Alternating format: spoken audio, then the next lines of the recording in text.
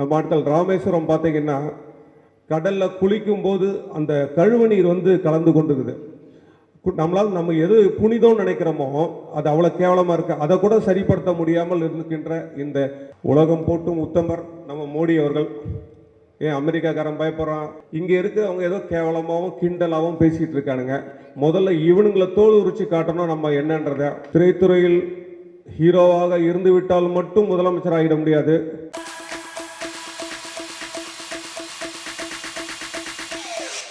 தீர்மானங்களை பற்றி பேசுவார் ஃபர்ஸ்ட். அதுக்காக அண்ணன் பெருசாக பேச போகிறாங்க, அது தனி.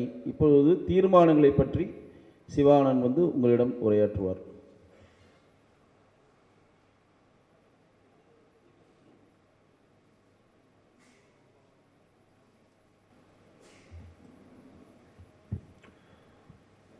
தாமரை சொந்தங்கள் அனைவருக்கும் என்னுடைய மனமார்ந்த நன்றிகளை தெரிவித்துக் கொள்கிறேன். இந்த அரங்கத்திற்கு நீங்கள் வந்திருப்பது, முதல்ல மேடையில் இருக்கின்ற என்னுடைய நண்பர்கள் அனைவர்களுக்கும், என் சக தோழர்களுக்கும் என் மனமார்ந்த நன்றி. ஏன்னா நீங்கள் பார்க்குற எல்லாரும் ஏதோ சிட்டிக்குள்ளேருந்து வரல, எல்லாரும் வந்து கோயம்புத்தூர், மதுரை, திருச்சி, எல்லாரும் ட்ராவலிங்கில், இன்னும் சில பேர் ட்ராவலிங்கில் இருக்காங்க. வந்த எல்லாருக்கும் கலை மற்றும் ஹைதராபாத்லேருந்து வந்திருக்காங்க மேடம். அவங்க நம்ம எல்லாம் வந்து இது வந்து ஒரு 150 பேருக்குள்ள ஒரு அமைப்பு மட்டும்தான் நம்ம ரெடி பண்ணோம், கூட்டம் மட்டும்தான். மாவட்டத்துக்கு 3 பேருன்னு சொல்லி நம்ம ரெடி பண்ணிட்டு இருக்காரு. இன்னும் ஒரு 5-10 நிமிஷத்தில் வந்துடுவார். ஸோ அவர் தலைமையில் இதை நடத்தணுன்றது மட்டும்தான் நம்ம கட்சி சொல்லியிருக்கு. ஸோ இது கட்சி சம்பந்தமாக வெளி வேலைகள், வெளி விஷயங்கள், வெளி ஆட்கள் அதெல்லாம் கிடையாது. ஒன்லி நம்மளுடைய நிர்வாகிகள் மட்டும் சில விஷயங்களை நம்ம பகிர்ந்துக்கணும் என்பதற்காக போடப்பட்ட கூட்டம். இதில் முதல்ல நம்ம கலை மற்றும் கலாச்சார பிரிவு சார்பாக நம்ம சில தீர்மானங்களை எடுத்திருக்கோம். அந்த தீர்மானங்களை நான் இங்கே வாசிக்கிறேன். நான் முன்மொழிகிறதாக நீங்கள் கைத்தட்டல் மூலமாக நீங்கள் வழிமொழியணும். ஒன்றுக்கும் ஒரு விளக்கத்தை நம்ம கொடுத்துருவோம். தமிழக அராஜக அரசியல் ஊழல் நிறைந்த தமிழகத்தை எடுத்து குட்டிச்சோறாக்கும், போதை மாநிலமாக்கும் திமுகவை அகற்றுவது என்பது நம்முடைய முதல் தீர்மானமாக. இதற்கு இந்த கலை மற்றும் கலாச்சார பிரிவு தமிழ்நாடு முழுவதும் பம்பரமாக செயல்பட வேண்டும் என்பதை தெரிவித்துக் கொள்கிறோம். தமிழகத்தில் உள்ள எல்லா கலாச்சார பிரிவின் சார்பாக நிகழ்ச்சிகள் நடத்தவும், பொதுக்கூட்டம் நடத்தவும் நாம் முன்னெடுக்க வேண்டும். தீர்மானம் 3, கலைப்பிரிவில் உள்ள பெருங்கோட்டங்கள் சார்பாக பிரம்மாண்டமான பொதுக்கூட்டங்களை நடத்த வேண்டும். அந்த பொதுக்கூட்டங்களுக்கு சிறப்பு அழைப்பாளர்கள் நம் பிரிவு சார்பாகவே வந்து சேருவார்கள். அவர்களுக்கு திரை நட்சத்திரங்களும் இருக்கலாம், அரசியல் பிரபலங்களாகவும் இருக்கலாம் என்பதை தெரிவித்துக் கொள்கிறேன்.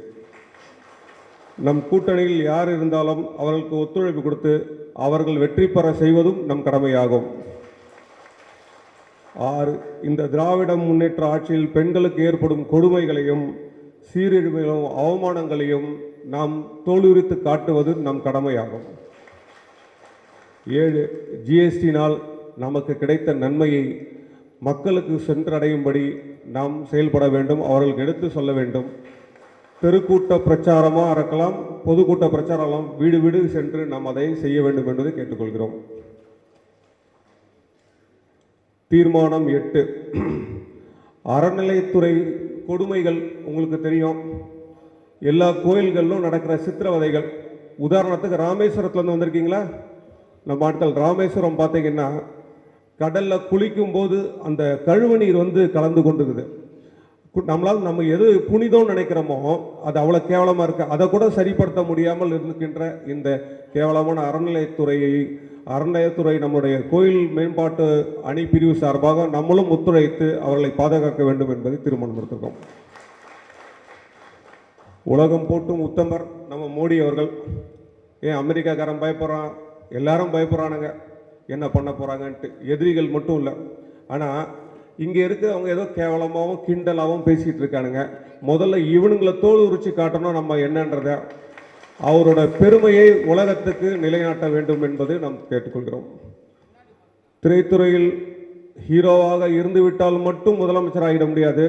புரட்சி தலைவர் எம்ஜிஆர் போல் மக்கள் மனதிலும் முதல்வராக இருந்தால் மட்டும்தான் அவர்கள் முதல்வராக முடியும் என்பதை நாம் மக்களுக்கு எடுத்து சொல்ல வேண்டும்.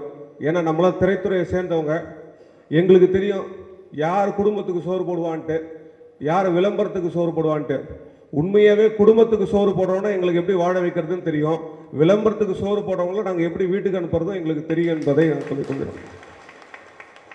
இலங்கை தமிழர்கள் விஷயத்தில் உங்களுக்கு தெரியும், இந்த திராவிட மாடல் ஆட்சி எவ்வளோவெல்லாம் டபுள் வேஷம் போட்டாங்கன்ட்டு.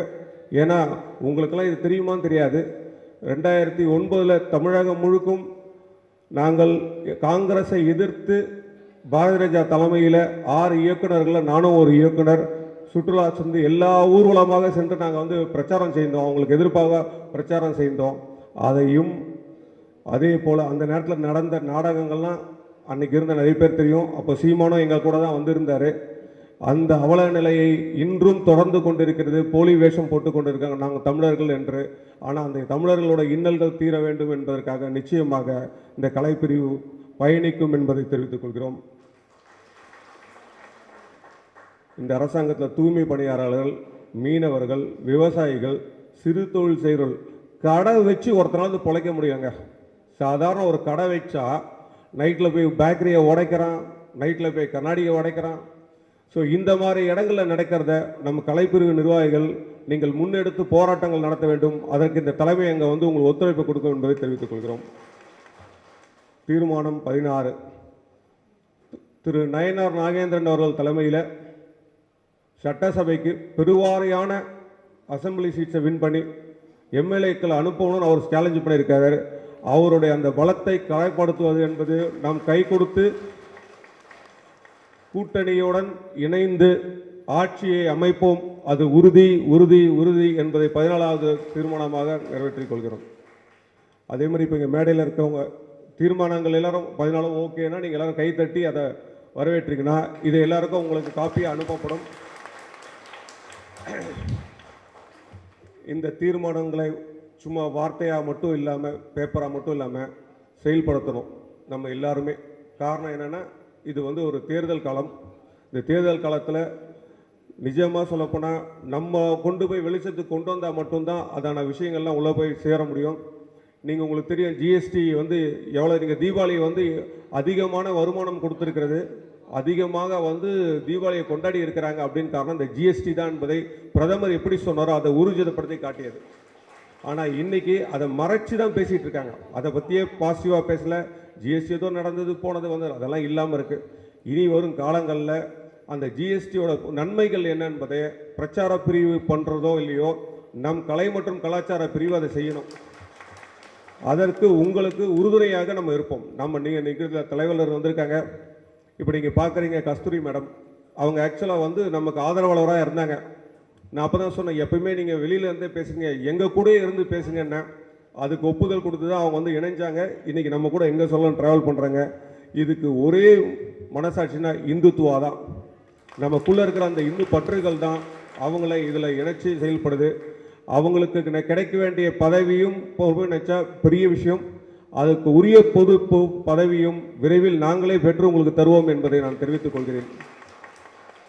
அதே போல் இங்கே கனல் மாஸ்டர் வந்திருக்காரு. மாஸ்டரை பற்றி உங்களுக்குலாம் எவ்வளோ தெரியாது. எனக்கு அவர் மாஸ்டராக இருந்த காலத்துலேருந்து தெரியும். ரொம்ப தைரியமான மனுஷன். அவரை மாதிரி தைரியத்தை தெரியுமா, எங்கே எந்த இடத்துல எது இருக்கக்கூடாதுன்னு ஓப்பனாக பேசினவர் அவர். அதனால சிறைக்கு சென்றார். அதை பற்றியெல்லாம் கவலைப்படாது. இன்னைக்கும் நம் சம்பந்தமாக, இந்து முன்னணி சம்பந்தமாக இருந்தாலும் சரி, பிஜேபி சம்பந்தம், மாஸ்டர் இங்கே மீட்டிங் இருக்குன்னா கொஞ்சம் கூட சினிமா துறையில் எப்பயுமே எங்களுக்கு ஒரு பழக்கம் உண்டு. தப்பாக நினைக்காதங்க. எல்லாம் நிறைய பேர், சார் நான் டேட்டு பார்த்துட்டு சொல்லட்டுமான்னு வாங்க. எதை கேட்டாங்கன்னா, நான் கொஞ்சம் யோசிக்கிறேனே, மேனேஜரை கேட்டு சொல்கிறேனே சார், நான் ஒருவேளை அங்கே மீட்டிங் இருக்கானே. அது எதுவுமே கிடையாது. ஃபோன் அடிச்சு வரீங்களா மாஸ்டர், எப்போ வரணும் அப்படின்னு கேட்பார்.